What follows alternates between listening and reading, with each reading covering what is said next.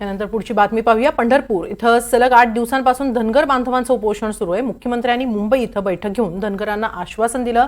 याच आश्वासनाची प्रत घेऊन विभागीय आयुक्त पंढरपूरमध्ये गेले।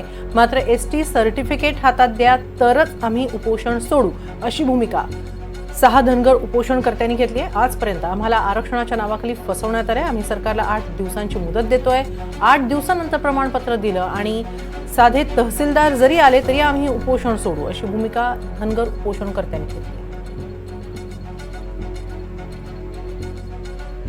काल या संदर्भात बैठक झाली।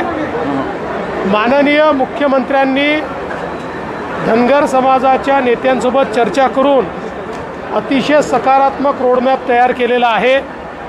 मी काल उपराष्ट्रपतींसोबत कार्यक्रमात असल्यामुळे मी त्या बैठकीला नव्हतो, परंतु मला विश्वास आहे की माननीय मुख्यमंत्र्यांनी सकारात्मक भूमिका घेतलेली आहे आणि त्या दिशेनं आपण पुढे चाललो।